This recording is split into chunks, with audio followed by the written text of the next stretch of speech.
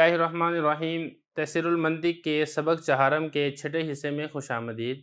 मसला ये सारे का सारा तफसील से हमने समझ लिया था। दलालत किसे कहते हैं, वज़ा किसे कहते हैं, दलालत की 6 किस्में कौन सी हैं, 6 किस्मों की मिसालें कौन कौन सी हैं, ये सारी की सारी तफसील हम समझ चुके हैं। आज के सबक के अंदर जो किताब की इबारत है उस इबारत को हम इंशाल्लाह हल करेंगे। तो इबारत आप देख लें। सबसे पहले इन्होंने दलालत का जिक्र किया है। दलालत किसी शय का खुद ब खुद कुदरती तौर पर या किसी के मुकर्रर करने से ऐसा होना, यानी या तो वो खुद ब खुद कुदरती तौर पर ही ऐसे ही है, जैसा कि कुदरती तौर पर आपको धूप से सूरज का इल्म हो जाता है, कुदरती तौर पर आपको बारिश से बादलों का इल्म हो जाता है, ये है खुद ब खुद कुदरती तौर पर अल्लाह ताला की जानिब से ऐसा ही है।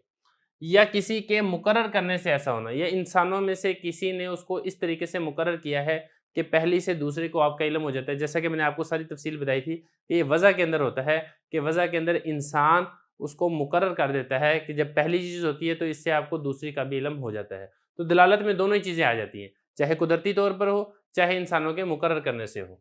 या किसी के मुकर्रर करने से ऐसा होना कि उसके जानने से, यानी उस शय के जानने से, जो पहली चीज़ है जिससे दूसरे का इल्म हुआ है, उसके जानने से दूसरी चीज़ नामालूम का। ये अगर नामालूम यहाँ पे आ जाता ना चीज़ से पहले, दूसरी नामालूम चीज़ का, फिर ज़रा बात अच्छी होनी थी, लेकिन ये बहरहाल ठीक है। ऐसे भी दूसरी चीज़ नामालूम का इल्म हो जाए, पहली के जानने से दूसरी नामालूम चीज़ का इल्म हो जाए, तो पहली चीज़ जिसकी वजह से इल्म हुआ है उसको दाल कहेंगे, और दूसरी चीज़ जिसका इल्म हुआ है उसको मदलूल कहेंगे। तो पहली चीज़ को जिससे इल्म हुआ है उसको कहेंगे दाल। दाल का मतलब दलालत करने वाला, रहनुमाई करने वाला, खबर देने वाला। और दूसरी चीज़ को जिसका इल्म हुआ है या जिसका पता चला है उसको क्या कहेंगे, उसको मदलूल कहते हैं। यानी जिस पर दलालत की जा रही है, जिसकी तरफ रहनुमाई की जा रही है, जिसकी खबर दी जा रही है। जैसे धुएं को जब तुम देखो तो इससे आग का इल्म तुमको ज़रूर होगा। धुआं होगा दाल, क्योंकि इससे आग की तरफ रहनुमाई हासिल हो रही है, और आग होगी मदलूल, आग पर रहनुमाई हासिल हो रही है, आग की खबर हासिल हो रही है, आग का पता चल रहा है। और धुएं का इस तौर पर होना कि धुएं के इल्म से आग का इल्म होता है, इसको दलालत कहते हैं। यानी धुएं की वजह से आग का इल्म होना, इसको दलालत कहा जाता है। तो यहाँ तक दलालत मुकम्मल होगी है। अब उसके बाद हम इंशाल्लाह लिखेंगे वज़ा के मुतल्लिक। दलालत के बाद अगली इबारत का ताल्लुक है वज़ा के साथ। देखें हज़रत ने क्या तारीफ़ की है वज़ा की। एक शय का दूसरी शय के साथ ख़ास कर देना या दूसरी शय के लिए मुकर्रर कर देना। एक चीज़ है वो दूसरी चीज़ के साथ ख़ास है, या पहली चीज़ दूसरी चीज़ के लिए मुकर्रर कर दी गई है। इसकी मिसालें कई मिसालें आपको मैं दे चुका हूँ। सायरन की हमने मिसाल दी थी, इसी तरह हमने ट्रैफ़िक लाइटों की मिसाल दी थी, वगैरह वगैरह। कि पहली शय के इल्म से दूसरी चीज़ का इल्म हो जाए, शय अव्वल को मौजू और दूसरी चीज़ को जिसका इल्म हुआ है मौजू लहू कहते हैं। कि पहली चीज़ का जब आपको इल्म हुआ है तो पहली चीज़ के इल्म से आपको खुद ब खुद ही दूसरी चीज़ का इल्म हो जाएगा। या हम ये कहें कि पहली चीज़ को मुकर्रर किया गया है दूसरी चीज़ के लिए। जब आप पहली चीज़ का इल्म आपको हासिल हो जाएगा तो उसकी वजह से आपको दूसरी चीज़ का इल्म भी हासिल हो जाएगा। तो पहली चीज़ को कहते हैं मौजू। मौजू का मतलब वज़ा किया गया, मुकर्रर किया गया। चूँकि इसको मुकर्रर किया जाता है इसलिए इसको मौजू कहते हैं। और दूसरी चीज़ होती है मौजू लहू, जिसके लिए उसको मुकर्रर किया जाता है उसको मौजू लहू कहते हैं। जैसे लफ्ज़ चाकू को मजमुआ, दस्ता और फल के लिए मुकर्रर कर दिया गया है। देखिए जो चाकू होता है ना, चाकू में 2 चीज़ें होती हैं।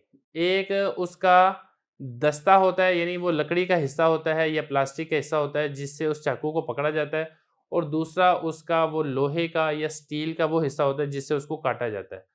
जो जहाँ से पकड़ा जाता है उसको दस्ता कहा जाता है, और जहाँ से काटा जाता है उसको उसका फल कहा जाता है। तो जब हम चाकू कहते हैं तो चाकू इसको मजमुआ, यानी इन दोनों के इकट्ठे हिस्से को दस्ता और फल के लिए मुकर्रर किया गया है। जब लफ़्ज़ चाकू तुम्हारे कान में पड़ता है, जब लफ़्ज़ चाकू आप सुनते हैं तो वो पूरा एक मजमुआ, जिसका काटने वाला हिस्सा और पकड़ने वाला हिस्सा वो आपके ज़हन के अंदर आता है, इसके अलावा कोई और चीज़ नहीं आती। तो हम ये कहेंगे कि लफ्ज़ चाकू को उस पूरे हिस्से के लिए वज़ा किया गया है, मुकर्रर किया गया है। तो यही कहा कि जब लफ्ज़ चाकू तुम्हारे कान में पड़ता है तो फ़ौरन दस्ता और फल उसका ही तुम्हारी समझ में आता है और दूसरी चीज़ नहीं आती। तो चाकू मौजू है और वो दस्ता वगैरह इसका मौजू लहू है, दस्ता भी और फल भी। और इस तरह मुकर्रर कर देना और ख़ास कर देना वज़ा है। यानी इस लफ़्ज़ चाकू को जब हम बोलेंगे तो इससे मुराद प्लेट नहीं होगी, इससे मुराद बर्तन कोई और नहीं होगा, बल्कि ख़ास किस्म का वो आला ही होगा जो काटने के لیے استعمال ہوتا ہے، تو اس طرح مقرر کر دینا اس کو وضع کہا جاتا ہے۔